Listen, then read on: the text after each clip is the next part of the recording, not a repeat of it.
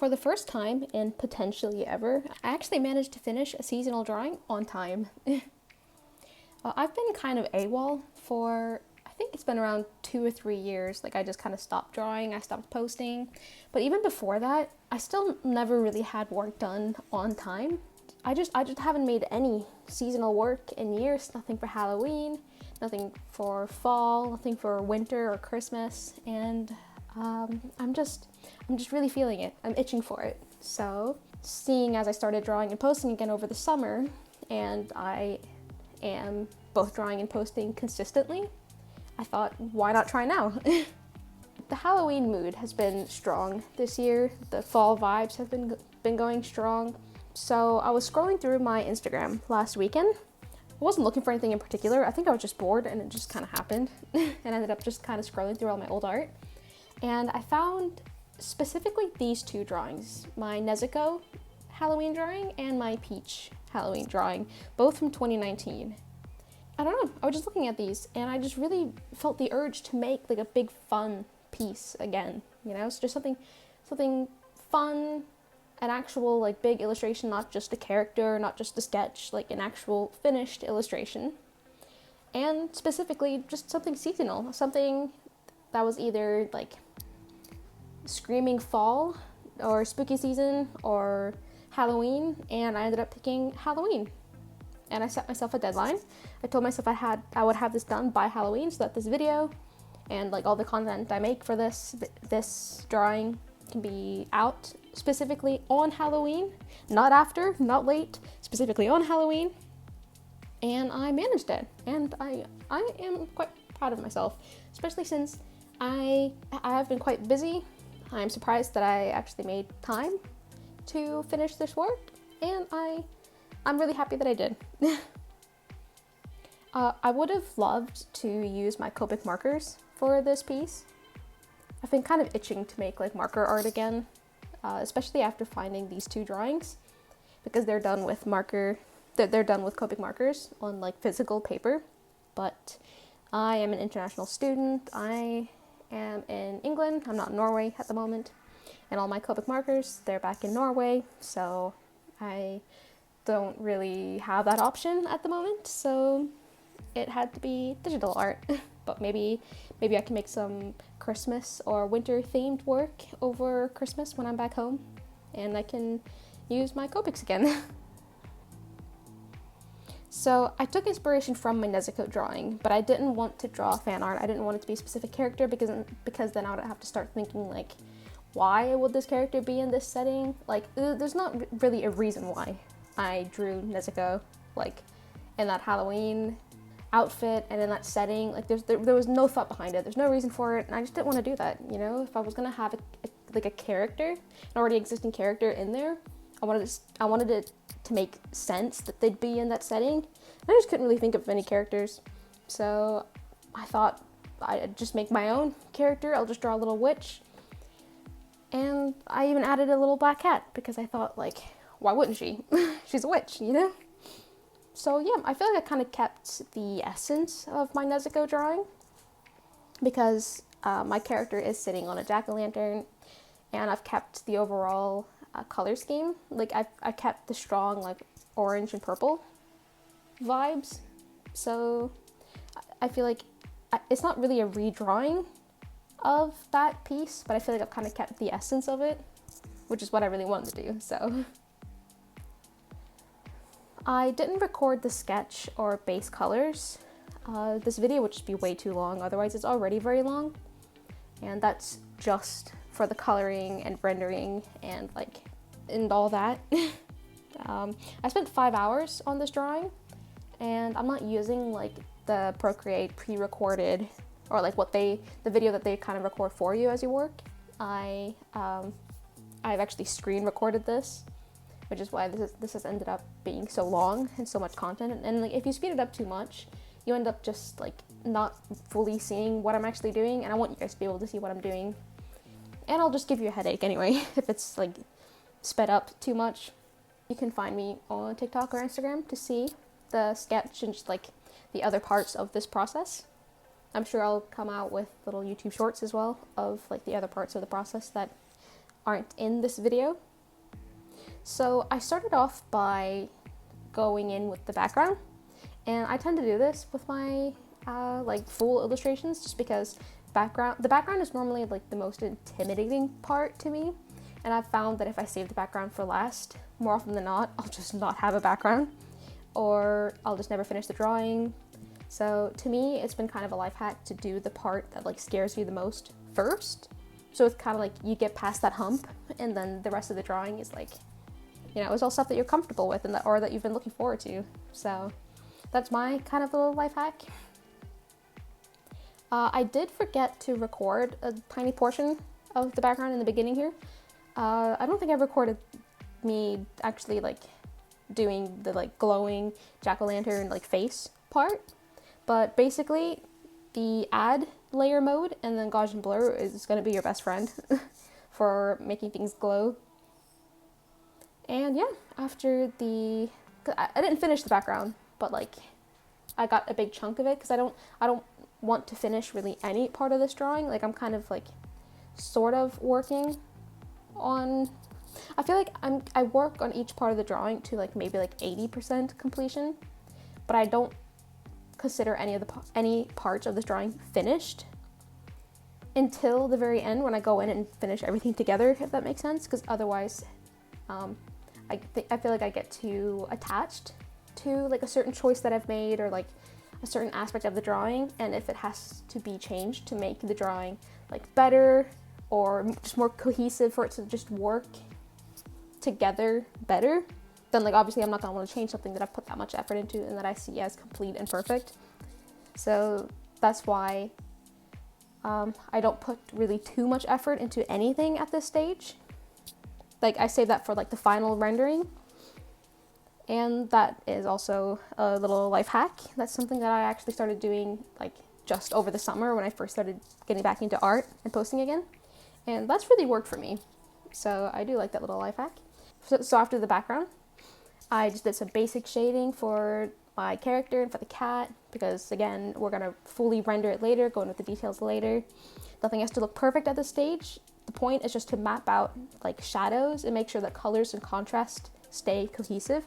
I'm not trying to focus in on one specific thing of this drawing. I'm trying to think of it as a whole.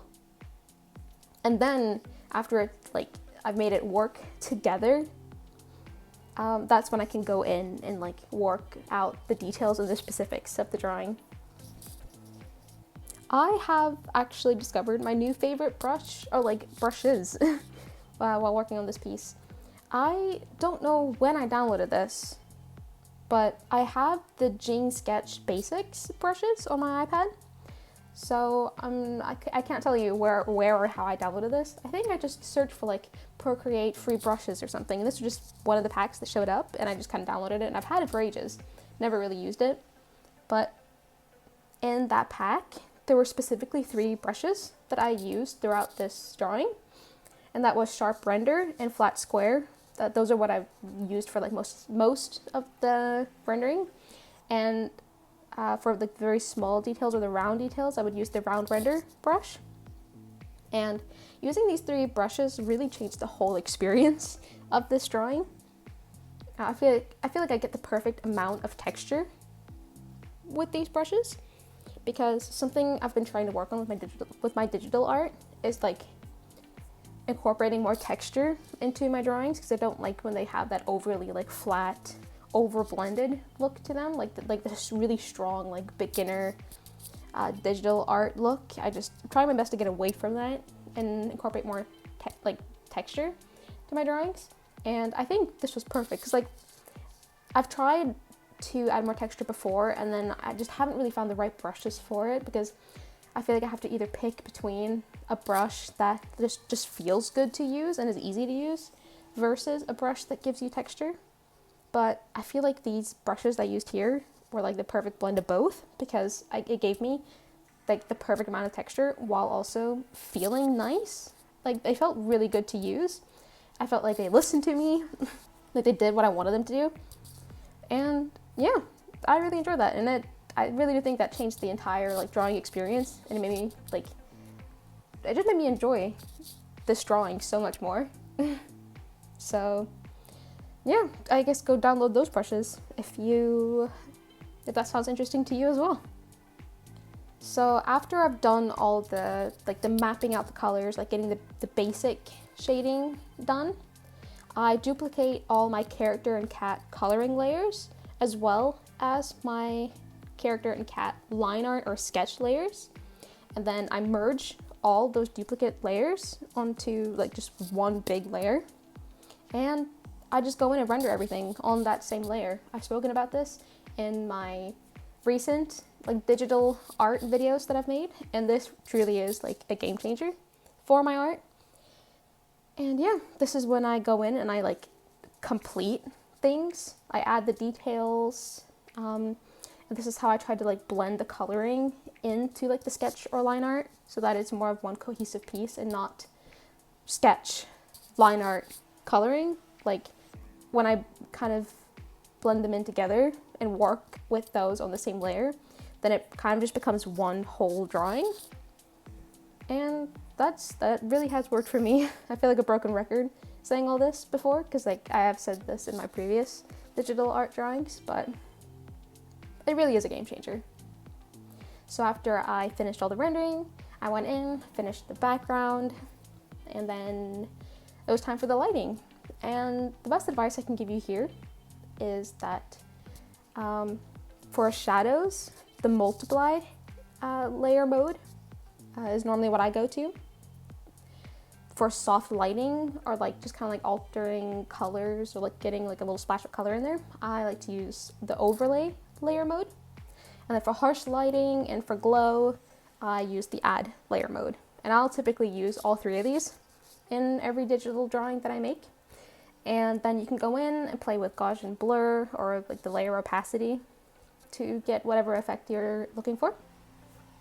And yeah, I tried to make sure that I had orange lighting hitting the character from the jack-o'-lanterns. So like the bottom half of her is kind of being hit with the lighting from these like glowing jack-o'-lanterns, while the character is also being affected by the moonlight above and behind her. So I kind of have this like balance between cold and warm lighting, and I think it's really cool. I do like that. And after all that, then the drawing is finished. Though for this part of the video, it's probably not finished yet. I thought that it'd be fun to start doing like little monthly wrap-ups. So I thought I'd talk about my October favorites. And I actually did, when I used to bullet journal, I used to always have one little page each month for like favorites of the month. And then I'll separate it into categories. I would have books, games, TV and movies, songs, and then other. And then throughout the month, like whatever I did, I just kind of write it down in those like categories. And then that was my way of like keeping track of what I did in the different months and like what things I loved at different points in the year. So I did that at some point throughout the month. So I don't think I captured like the beginning of October, but I added it when I remembered. So for books this month, I read Book Lovers and Poppy War. Those are the two books that I finished. Then I started on the 7th Harry Potter book, and The Dragon Republic, which is the second Poppy War book. And my favorite book of the month has to be Poppy War. I did really enjoy that. For games, I think I only played 2 games, which was Graveyard Keeper and Core Keeper. A coincidence that they both have Keeper in the name. And I played both with my boyfriend because we like having a fun little game to play together. And I think my favorite has to be Core Keeper. The Graveyard Keeper was very good for like the aesthetic of the month, because it was like kind of creepy, kind of like spooky season vibes, which was perfect.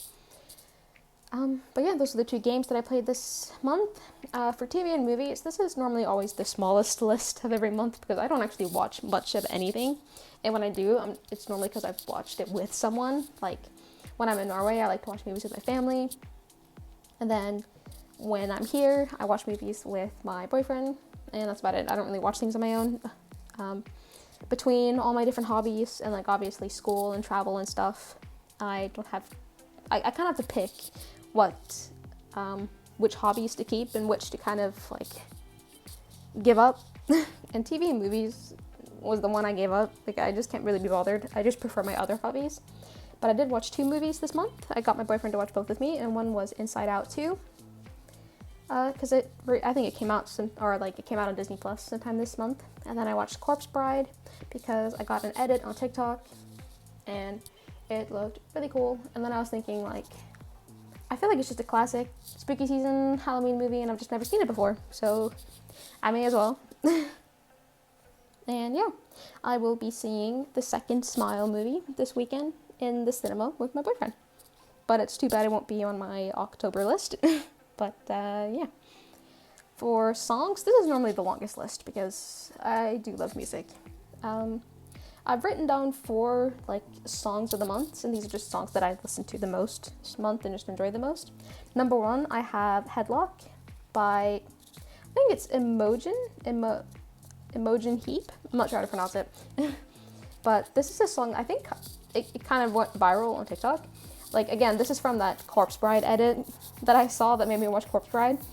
And yeah, this is probably the song of the month for me. I do really like it, and now it's kind of blown up on TikTok. So I'm sure many people have also heard it. Second place, I have Never Bloom by Rain City Drive. This is more like my type of music. I've listened to Puppet by, I'm not even gonna attempt to pronounce that name. And Running in Circles by Dead Poets Society. So these are like the songs that I listened to the most, or that I enjoyed the most this month. So let me know if monthly favorites or like monthly wrap-ups is something that you guys would be interested in. I enjoy doing them, but that doesn't mean that people enjoy listening about it. So just let me know if that's something you guys would be interested in or not. What I've been up to lately, I've been playing Core Keeper, and I did just start reading The Dragon Republic. And those are really all I've been doing other than art. This week didn't feel like busy and stressful like last week or the week before did, but it's definitely been busy.